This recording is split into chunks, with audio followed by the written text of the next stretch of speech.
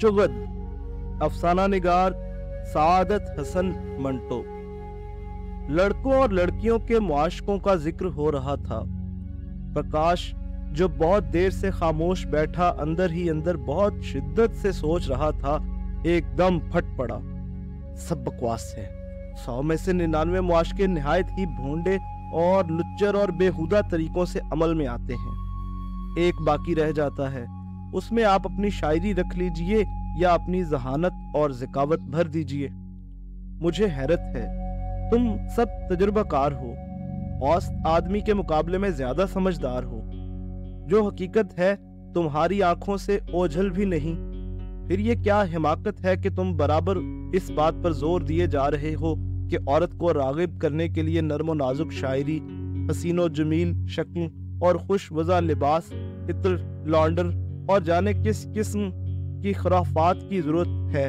और मेरी समझ से ये चीज तो बिल्कुल बालातर है कि औरत से इश्क लड़ाने से पहले तमाम पहलू सोचकर एक स्कीम बनाने की जरूरत है। चौधरी ने जवाब दिया, हर काम करने से पहले आदमी को सोचना पड़ता है। प्रकाश ने फौरन ही कहा, मानता हूं, लेकिन ये इश्क लड़ाना मेरे नजदीक बिल्कुल काम नहीं। ये एक, भाई तुम क्यों गौर नहीं करते? कहानी लिखना एक काम है, उसे शुरू करने से पहले सोचना जरूरी है। लेकिन इश्क को आप काम कैसे कह सकते हैं? ये एक मेरा मतलब है, इश्क मकान बनाना नहीं जो आपको पहले नक्शा बनवाना पड़े। एक लड़की या औरत अचानक आपके सामने आती है, आपके दिल में कुछ गड़बड़ सी होती है, फिर ये ख्वाहिश पैदा होती है कि वो साथ लेटी हो, उसे आप काम कहते हैं। ये एक हैवानी तलब है जिसे पूरा करने के लिए हैवानी तरीके ही इस्तेमाल करने चाहिए। जब एक कुत्ता कुतिया से इश्क लड़ाना चाहता है तो वो बैठकर स्कीम तैयार नहीं करता। इसी तरह सांड जब बू सूंघ कर गाय के पास जाता है तो उसे बदन पर इत्र नहीं लगाना पड़ता। बुनियादी तौर पर हम सब हैवान हैं, इसलिए इश्क और मोहब्बत में जो दुनिया की सबसे पुरानी तलब है, इंसानियत का ज्यादा दखल नहीं होना चाहिए। मैंने कहा, तो इसका ये मतलब हुआ कि शेर और शायरी, मुसव्वरी, सनम तराशी, ये सब फनून लतीफा महज बेकार हैं? प्रकाश ने सिगरेट सुलगाया और अपना जोश बकदरे किफायत इस्तेमाल करते हुए कहा, महज बेकार नहीं। मैं समझ गया तुम क्या कहना चाहते हो।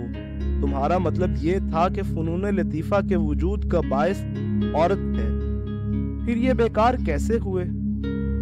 असल बात यह है कि उनके वजूद का बायस खुद औरत नहीं है, बल्कि मर्द की औरत के मुतालिक हद से बढ़ी हुई खुश फहमी है। मर्द जब औरत के मुतालिक सोचता है तो और सब कुछ भूल जाता है। वो चाहता है कि औरत को औरत ना समझे।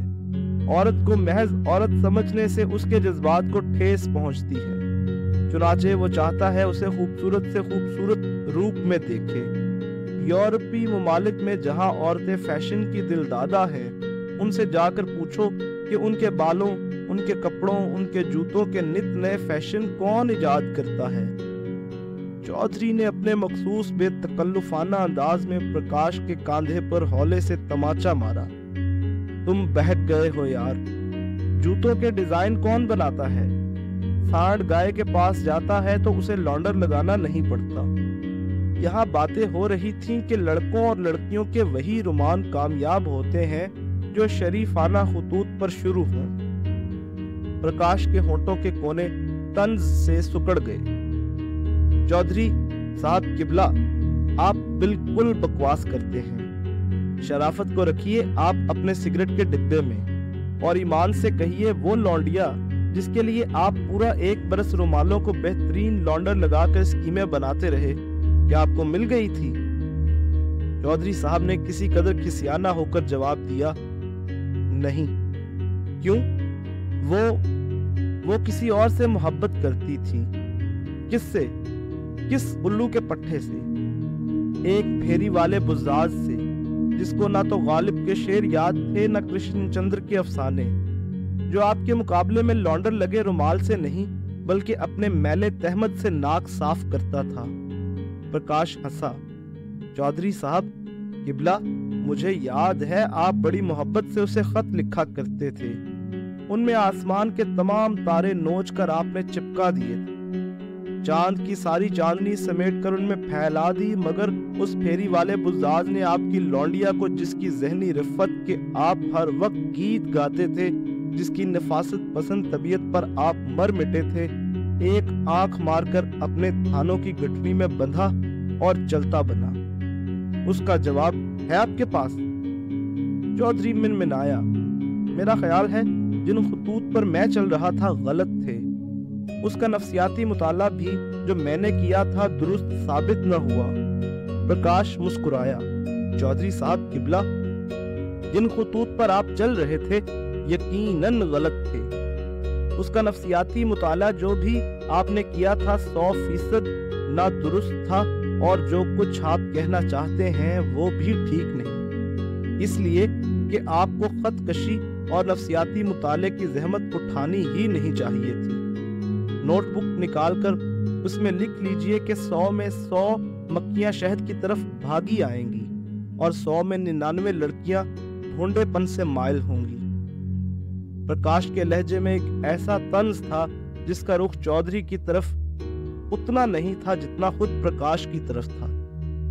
چودھری نے سر کو جنبش دی اور کہا، تمہارا فلسفہ میں کبھی نہیں سمجھ سکتا۔ آسان بات کو تم نے مشکل بنا دیا ہے۔ تم آرٹسٹ ہو، اور نوٹ بک نکال کر یہ بھی لکھ لو کہ آرٹسٹ اول درجے کے بیوقوف ہوتے ہیں۔ مجھے بہت ترس آتا ہے ان پر۔ کمبختوں کی بیوقوفی میں بھی خلوص ہوتا ہے۔ دنیا بھر کے مسئلے حل کر دیں گے، پر جب کسی عورت سے مٹ بھیڑ ہوگی تو جناب ایسے چکر میں پھنس جائیں گے کہ ایک گز دور کھڑی عورت تک پہنچنے کے لیے پشاور کا ٹکٹ لیں گے، اور وہاں پہنچ کر سوچیں گے وہ عورت آنکھوں سے اوجھل کیسے ہو گئی۔ چودھری صاحب قبلہ، نکالیے اپنی نوٹ بک اور یہ لکھ لیجئے کہ آپ اول درجے کے چغت ہیں۔ چودھری خاموش رہا، اور مجھے ایک بار پھر محسوس ہوا کہ پرکاش چودھری کو آئینہ بنا کر اس میں اپنی شکل دیکھ رہا ہے اور خود کو گالیاں دے رہا ہے۔ میں نے اسے کہا، پرکاش، ایسا لگتا ہے کہ چودھری کی بجائے تم اپنے آپ کو گالیاں دے رہے ہو۔ خلاف توقع اس نے جواب دیا، تم بالکل ٹھیک کہتے ہو، اس لیے کہ میں بھی ایک آرٹسٹ ہوں، یعنی میں بھی جب 2 اور 2 4 بنتے ہیں تو خوش نہیں ہوتا۔ میں بھی قبلہ چودھری صاحب کی طرح امرتسر کے کمپنی باغ میں عورت سے مل کر فرنٹیئر میل سے پشاور جاتا ہوں، اور وہاں آنکھیں مل مل کر سوچتا ہوں میری محبوبہ غائب کہاں ہو گئی۔ یہ کہہ کر پرکاش خوب ہنسا، پھر چودھری سے مخاطب ہوا، چودھری صاحب قبلہ، ہاتھ ملائیے، ہم دونوں پھسڈی گھوڑے ہیں۔ اس دوڑ میں صرف وہی کامیاب ہوگا جس کے ذہن میں صرف ایک ہی چیز ہو کہ اسے دوڑنا ہے، یہ نہیں کہ کام اور وقت کا سوال حل کرنے بیٹھ جائے۔ اتنے قدموں میں اتنا فاصلہ طے ہوتا ہے تو اتنے قدموں میں کتنا فاصلہ طے ہوگا۔ عشق جیومیٹری ہے نہ الجبرا، بس بکواس ہے۔ چونکہ بکواس ہے اس لیے میں اس میں گرفتار ہونے والے کو بکواس ہی سے مدد لینی چاہیے۔ چودھری نے اکتائے ہوئے لہجے میں کہا، کیا بکواس کرتے ہو؟ تو سنو۔ پرکاش جم کر بیٹھ گیا۔ میں تمہیں ایک سچا واقعہ سناتا ہوں۔ میرا ایک دوست ہے، میں اس کا نام نہیں بتاؤں گا۔ 2 برس ہوئے وہ ایک ضروری کام سے چمبا گیا۔ 2 روز کے بعد لوٹ کر اسے ڈلہوزی چلا آنا تھا۔ اس کے فوراً بعد امرتسر پہنچنا تھا، مگر 3 مہینے تک وہ لاپتہ رہا۔ نہ اس نے گھر خط لکھا نہ مجھے۔ جب واپس آیا تو اس کی زبانی معلوم ہوا کہ وہ 3 مہینے چمبا ہی میں تھا۔ وہاں کی ایک خوبصورت لڑکی سے اسے عشق ہو گیا تھا۔ چودھری نے پوچھا، ناکام رہا ہوگا؟ پرکاش کے ہونٹوں پر معنی خیز مسکراہٹ پیدا ہوئی۔ نہیں، وہ کامیاب رہا۔ زندگی میں اسے ایک شاندار تجربہ حاصل ہوا۔ 3 مہینے وہ چمبا کی سردیوں میں ٹھٹھرتا اور اس لڑکی سے عشق کرتا رہا۔ واپس ڈلہوزی آنے والا تھا کہ پہاڑی کی ایک پگڈنڈی پر اس کافر جمال حسینہ سے اس کی مٹ بھیڑ ہوئی۔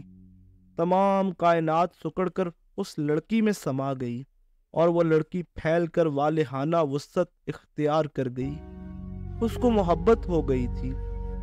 किबला चौधरी साहब सुनिए, 15 दिनों तक मुतवातर वो गरीब अपनी मोहब्बत को चंबा की यखबस्ता फजा में दिल के अंदर दबाए छुप छुप कर दूर से उस लड़की को देखता रहा, मगर उसके पास जाकर उससे हम कलाम होने की हिम्मत न कर सका। हर दिन गुजरने पर वो सोचता कि दूरी कितनी अच्छी है। ऊंची पहाड़ी पर वो बकरियां चरा रही है, नीचे सड़क पर उसका दिल धड़क रहा है। आंखों के सामने ये शायराना मंजर लाइए और दाद दीजिए। उस पहाड़ी पर आशिक सादिक खड़ा है, दूसरी पहाड़ी पर उसकी सीमी बदन महबूबा, दरमियान में शफाफ पानी का नाला बह रहा है। सुभान अल्लाह, कैसा दिलकश मंजर है चौधरी साहब किबला। चौधरी ने टोका, बकवास मत करो, जो वाक़या है उसे बयान करो। प्रकाश मुस्कुराया, तो सुनिए, 15 दिन तक मेरा दोस्त इश्क के जबरदस्त हमले के असरात दूर करने में मसरूफ रहा और सोचता रहा कि उसे जल्दी वापस चला जाना चाहिए। उन 15 दिनों में उसने कागज पेंसिल लेकर तो नहीं, लेकिन दिमाग ही दिमाग में उस लड़की से अपनी मोहब्बत का कई बार जायजा लिया। लड़की के जिस्म की हर चीज उसे पसंद थी, लेकिन ये सवाल दरपेश था कि उसे हासिल कैसे किया जाए। क्या एकदम बगैर किसी तारुफ के वो उससे बातें करना शुरू कर दे? बिल्कुल नहीं, ये कैसे हो सकता था? क्यों हो कैसे नहीं सकता? मगर फर्ज कर लिया जाए उसने मुंह फेर लिया। जवाब दिए बगैर अपनी बकरियों को हाँकती पास से गुजर गई। जल्दबाजी कभी बराबर नहीं होती, लेकिन उससे बात किए बगैर उसे हासिल कैसे किया जा सकता है? एक तरीका है, वो ये कि उसके दिल में अपनी मोहब्बत पैदा की जाए, उसको अपनी तरफ राग़िब किया जाए। हाँ ठीक है, लेकिन सवाल ये है राग़िब कैसे किया जाए? हाथ से? इशारा? नहीं, बिल्कुल पोच है। सो किबला चौधरी साहब, हमारा हीरो इन 15 दिनों में यही सोचता रहा। 16वें दिन अचानक बावली पर उस लड़की ने उसकी तरफ देखा और मुस्कुरा दी। हमारे हीरो के दिल की बाछें खिल गईं, लेकिन टांगें कांपने लगीं। आपने अब टांगों के मुतालिक सोचना शुरू किया, लेकिन जब मुस्कुराहट का ख्याल आया तो अपनी टांगें अलग कर दी और उस लड़की की पिंडलियों के मुतालिक सोचने लगा जो उठी हुई घघरी में से उसे नजर आई थीं। कितनी सडूल थीं, लेकिन वो दिन दूर नहीं जब वो उन पर आहिस्ता आहिस्ता हाथ फेर सकेगा। 15 दिन और गुजर गए। उधर वो मुस्कुराकर पास से गुजरती रही, इधर हमारे हीरो साहब जवाबी मुस्कुराहट की रिहर्सल करते रहे। 1.25 महीना हो गया और उनका इश्क सिर्फ होंठों पर ही मुस्कुराता रहा। आखिर एक दिन खुद उस लड़की ने मोहर खामोशी तोड़ी और बड़ी अदा से एक सिगरेट मांगा। आपने सारी डिबिया हवाले कर दी और घर आकर सारी रात कपकपाहट पैदा करने वाले ख्वाब देखते रहे। दूसरे दिन एक आदमी को डलहौजी भेजा और वहां से सिगरेटों के 15 पैकेट मंगवाकर एक छोटे से लड़के के हाथ अपनी महबूबा को भिजवा दिए। जब उसने अपनी झोली में डाले तो आपके दिल को दूर खड़े बहुत मसरत महसूस हुई। होते होते वो दिन भी आ गया जब दोनों बैठकर बातें करने लगे। कैसी बातें?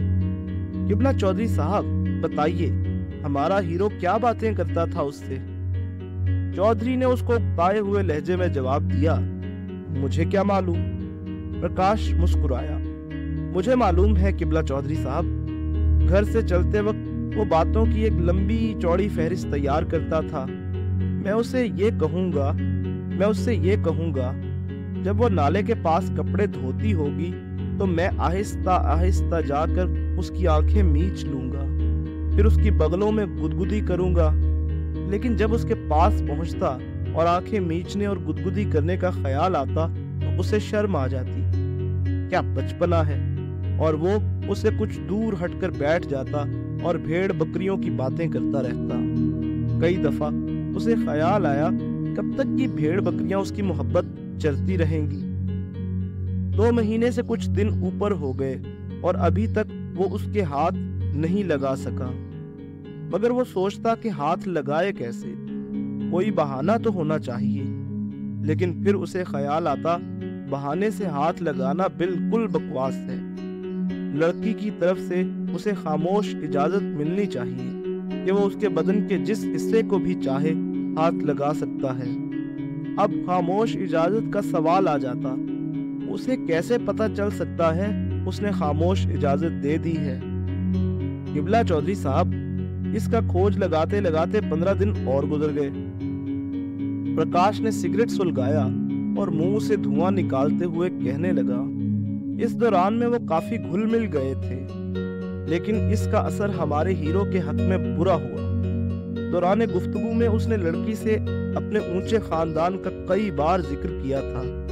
अपने औबाश दोस्तों पर कई बार लानतें भेजी थीं जो पहाड़ी देहातों में जाकर गरीब लड़कियों को खराब करते थे। कभी दबी जुबान में, कभी बुलंद बांग अपनी तारीफ भी की थी। अब वो कैसे उस लड़की पर अपनी शहवानी ख्वाहिश जाहिर करता?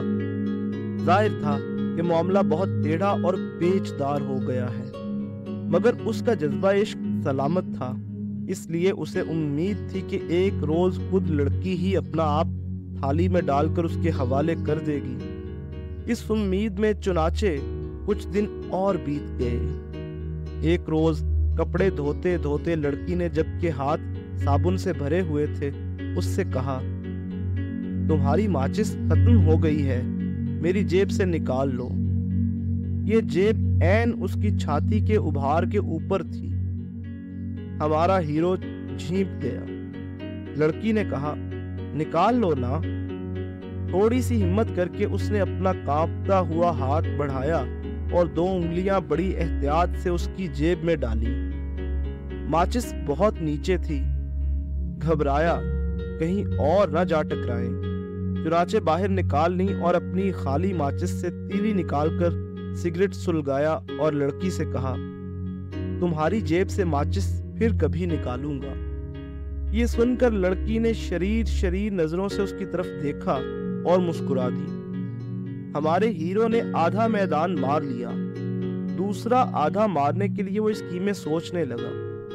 एक रोज सुबह सवेरे नाले के उस तरफ बैठा, दूसरी तरफ नदी पर उस लड़की को बकरियां चराते देख रहा था और उसकी उभरी हुई जेब के माल पर गौर कर रहा था कि नीचे सड़क पर बावली के पास एक मोटर लारी रुकी।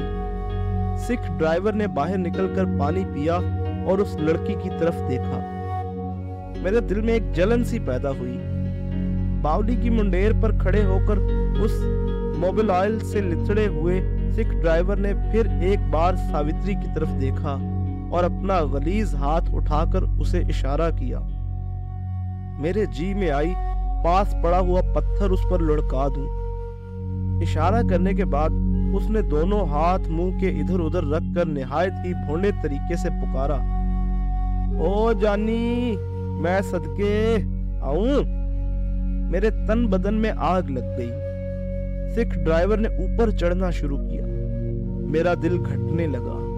चंद मिनटों ही में वो हरामजादा उसके पास खड़ा था, लेकिन मुझे यकीन था कि अगर उसने कोई बदतमीजी की तो वो छड़ी से उसकी ऐसी मरम्मत करेगी कि सारी उम्र याद रखेगा। मैं उधर से निगाह हटाकर उस मरम्मत के बारे में सोच रहा था कि एकदम दोनों मेरी आंखों से ओझल हो गए।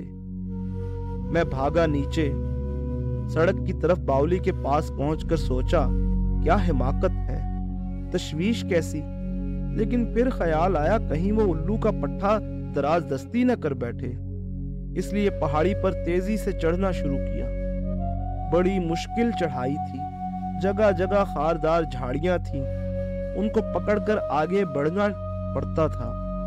बहुत दूर ऊपर चला गया, पर वो दोनों कहीं नजर न आए।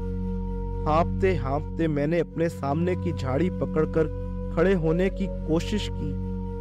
क्या देखता हूँ, झाड़ी के दूसरी तरफ पत्थरों पर सावित्री लेटी है और उस गलीज ड्राइवर की दाढ़ी उसके चेहरे पर बिखरी हुई है। मेरे जिस्म के सारे बाल जल गए। 1 करोड़ गालियां उन दोनों के लिए मेरे दिल में पैदा हुईं, लेकिन एक लहजे के लिए सोचा तो महसूस हुआ कि दुनिया का सबसे बड़ा चुगद मैं हूं। उसी वक्त नीचे उतरा और सीधा लारियों के अड्डे का रुख किया। प्रकाश के माथे पर पसीने की नन्ही नन्ही बूंदें चमकने लगीं।